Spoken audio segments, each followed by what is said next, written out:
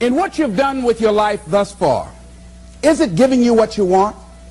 Is it giving you what you want? When you look toward the future, when you look at all that's going on out here, is there some place within yourself you say, hey, I know I need to be out there in that arena. I know I can do more than what I've been doing. I know there's some great music that I have within me that I haven't brought out here yet. Is that something that you begin to look at within yourself? See, I say if you look at your life, and if you're not getting what you want, you owe it to yourself to do something differently.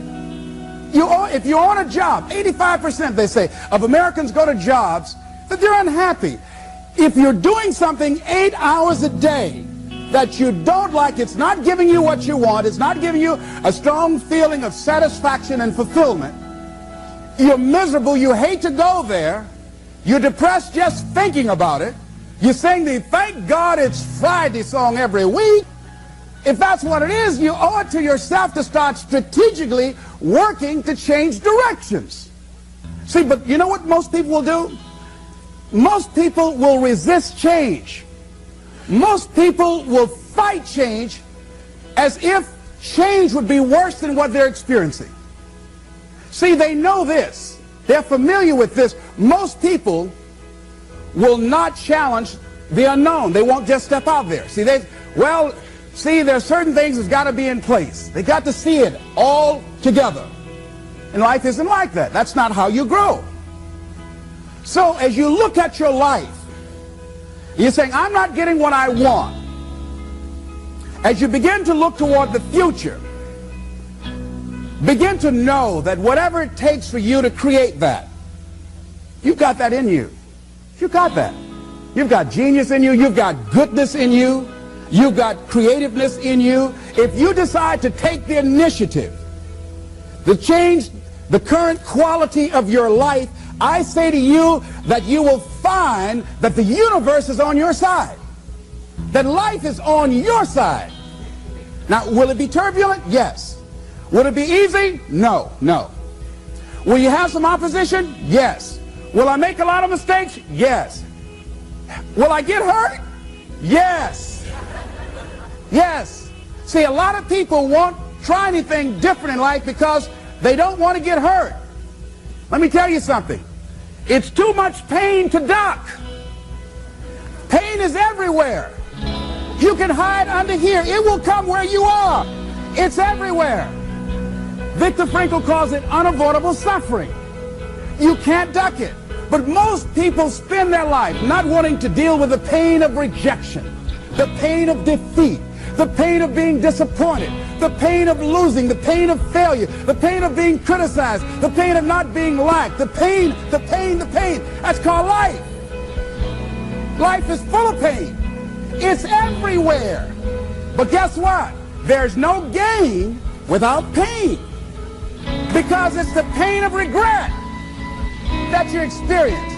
If I had it to do over again, that's a pain. Don't you know that's something? When you know, I was in a seminar once and this lady stood up. If I had my life to live over again, she talked about all of the things that she would do. And you can feel the pain of regret in her voice. The pain of regret.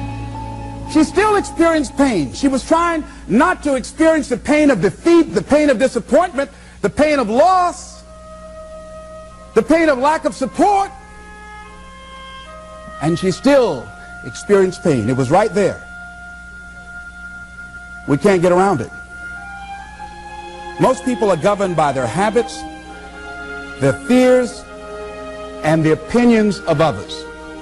A lot of people never try anything differently because they have been convinced by people in their lives that they value that they can't do it.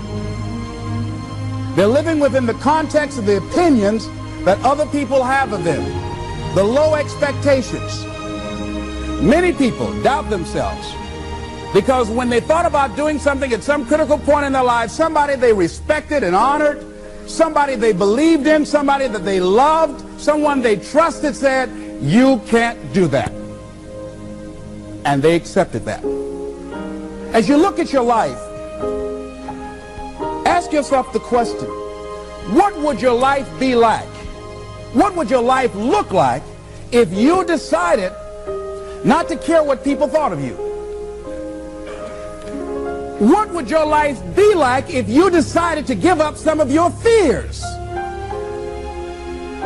What would your life be like if you decided to become courageous? What would your life be like? If you decided to act on your dream, if you did what you felt in your heart. You know what courageous means? Tom Rusk and Randy Reed said, they said that courage comes from a French word which means of the heart. But how does it feel to you? He says that courage, you know, it takes courage to live. Says most people go through life not allowing themselves to step out because they don't want to let go. They don't want to be blown around. They don't want to be moved. The courage to face life's whirling wind of contradictions. The courage to love yourself. The courage to love. For years, I was afraid to love. The courage to take a chance. The courage to be who you are. He says courage isn't for somebody else, for medals, applause, or moral debts. Courage is what at that moment feels most right for you. Not just situational ethics, but what feels right in your heart. The word of the heart. What feels right in your heart. One great philosopher says, cowards die many times before their deaths. The valiant never taste of death but once. What does that mean? That valiant people aren't afraid? No, no, no. It means that they experience that fear and they move forward. They move forward anyhow. Many people are dead now. Many people are allowing their dreams to die. Many people are allowing their ideas to lie dormant and collect dust. Many people have all this talent and ability that they are allowing to be buried inside of them, that they will take with them to their graves because they didn't have the courage to be who they are. And I say, as you begin to look toward the future and manifesting your greatness, it's going to take everything in you, that your life deserves the concentrated effort to begin to look at how is it that I can express more of me? How is it that I can bring my ideas out here now? How is it? And start living with a sense of urgency, because you're here today, you're gone today. Life is unpredictable. It's uncertain. There are no guarantees. No guarantees out here at all. So holding back, what are you waiting on? Ask yourself, what's the benefit of your waiting? What's the benefit of your not living your dream? What's the benefit of not listening to yourself? Oh, please, listen to yourself.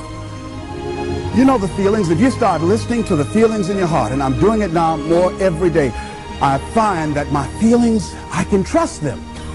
And I say to you that as you look toward the future, you look at life on a daily basis, if there's something that you have been given, if you've heard something within yourself that you know that what you're doing now doesn't fit for you, it doesn't work for you, it's not giving you what you want, and there's something else that you want to do, don't allow that inner doubt in you to talk you out of it, to build a case on why you can't have it, to tell you why you're not good enough. You ignore that inner voice and all of the external voices. Don't judge the possibilities for what you can do based upon the circumstances, because the circumstances won't determine who you are. Don't determine what you're able to do based upon your resources. Don't determine what's possible for you based upon where your life is right now. Where your life is right now is not you. That's just what it is right now. But the possibilities for you are unlimited. If you're in a rebuilding process, it's unlimited. If you're coming back from adversity and devastation, it's unlimited of what you can do. That's the capacity of human beings. It doesn't matter how many mistakes you've made. It doesn't matter how many flops you've had. It doesn't matter how much money you've lost. In fact, I see it only as an investment of what you learn from life. Not losses, but investments of what's possible for you. And I say to you that once you start listening to yourself, and as you begin to act on your dream, as you start just trying to find your way, doing what you can with what you have, you will start seeing things opening up for you. You'll start attracting people. You say, where'd they come from? things will start coming together, clicking for you. You say, whoa, you start brainstorming. Ideas will come out of nowhere as you focus on it. The key to it is to begin to focus on what it is you want to do. Why, Les? Why is that important? Because as you focus on that which you want to do, that which we focus on, that which we give our energy to, it will begin to multiply. It will begin to expand. It will begin to develop your consciousness. And out of that comes your greatness. Out of that comes a commitment. Out of that comes a passion for life. Out of that comes a special power that you have in you that you haven't even called on yet. See, the powers that we have will never reveal themselves if we don't challenge them, if we don't put ourselves in a position where we have to use them. So one of the most important things is reading a book that's a really interesting book called Instant Millionaire, and the guy said, put yourself in a position where you can't retreat, where it's do or die, sink or swim. Here's what you'll find out. You'll develop incredible swimming skills. You'll find yourself stroking unlike you've ever seen before. Through the inspiration of desperation, you'll become more creative than ever before. So what is it? How do we handle that whole piece? Throw your whole self into it. See, most people go at it tentatively. They don't give all their stuff. They don't concentrate. They don't put everything they've got in them. One guy wrote a book called All You Can Do Is All You Can Do. And all you can do is enough. But he said, make sure you do all you can do. And if we're honest this evening, we know that we haven't done all we can do. So as we look at the future, we can decide that from this day forward, as I look at my personal relationships, if I look at my professional relationships, if I look at my family relationships, if I look at all the dimensions of my life, looking at myself mentally, emotionally, and spiritually, I'm going to do all I can do to develop me, to bring my talent out here, to make a contribution to life. You want to make it in life, he said, number one, develop your mind. You don't get in life what you want, you get in life what you are. Number two, develop your communication skills. Once you open your mouth, you tell the world who you are. Three, practice the principle of OQP, only quality people. Let us say together, only quality people. As you think about your goals and dreams, this is not for everybody. You want to build an organization with only quality people. Not people who need more, but people who want more. You want to surround yourself with people that are hungry. People that are hungry are willing to do the things today others won't do in order to have the things tomorrow others won't have. People that are hungry do what they know, not what they feel. See, I didn't do this for years because I knew it would be hard. And Mr. Washington said something to me. Mike Williams, my mentor, you want to go online and find his book, The Road to Your Best Stuff. He said something that grabbed me, and I want you to put this someplace where you can see it. See, you build this business through persistence. You got to affirm, I will persist until I succeed. You build it through patience. It takes time to grow orchids. It's faster to grow roses, but orchids, that takes time. You have to have persistence, you have to have patience and perseverance. It takes courage to come back again and again and again. Because in order to build the business, it's hard work. It's H-A-R-D and H-E-A-R-T.